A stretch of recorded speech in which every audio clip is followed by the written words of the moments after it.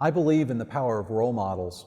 In high school, I read the account of Tom Dooley, the St. Louis physician who ran the refugee camp between North and South Vietnam at the outset of the war. So later on at medical school, I was looking for an opportunity to emulate the life of Tom Dooley. And this came in the form of an invitation from Sam Marks.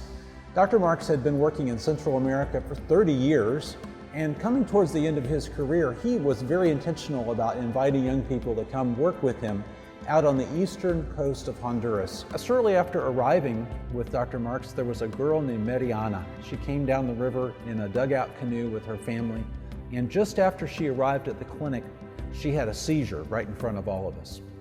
She was warm to touch, and Dr. Marks turned to me and he said, "What do you think's wrong with this girl?" And I said, "Well, she's had a febrile convulsion. You know, children with fever often have a seizure." And he said, "Is that all?" And I said, "Well, probably." And he shook his head and said, "What did they teach you in medical school?" So we went to the laboratory and looked at her blood, and indeed, Mariana, inside her red blood cells, had small ring-shaped parasites. It was cerebral malaria, a disease that was about to kill her. So we treated Mariana with chloroquine, and a couple of days later she woke up and she looked at us and she smiled. And when I looked at her face, I thought, my goodness, I have found not simply a medical cure, but I've found what I want to do with my life. A few years later, I was working in Angola, a nation in southern Africa, best known for its ongoing civil war. So there was a man named John. John the Baptist was his real name. He was working in a field with no one around when he stepped on a landmine.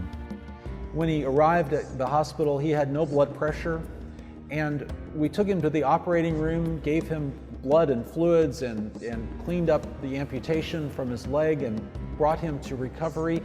The man was still unconscious, and I was convinced he would never survive. But the following morning, there was an elderly man sitting up in that bed looking at me. And he said, "You must be the one who saved my life. How can I thank you?" Well, that began weeks of rehabilitation, and he got a prosthesis and he learned to walk again, and he left. And I received a letter actually in the mail from John the Baptist saying, "I don't know why a doctor would leave a wealthy nation like yours and come to a place like this that is best known for war. And yet you did that, and I'm a survivor because of you." The war in Angola escalated, and I had to evacuate. Returning to Kansas City, where I started teaching public health at the University of Missouri. And immediately I was inundated by young people who said, "I've heard what you did in Africa. That's fascinating. I want to do the same thing. Can you help me?" And so 10 years ago, we launched the Institute for International Medicine, a nonprofit educational organization with the mission of equipping young people with the particular skills and inspiration that they need to care for the world's poorest. I was working in Ghana, West Africa, with one of our students, Kwame. And Kwame came to me and says, "Oh, Dr. Nicholas, this woman, she is in labor. The baby will not come. What can we do? What will we do?" And we went and examined the woman, and sure enough, she was in labor and the baby was not descending.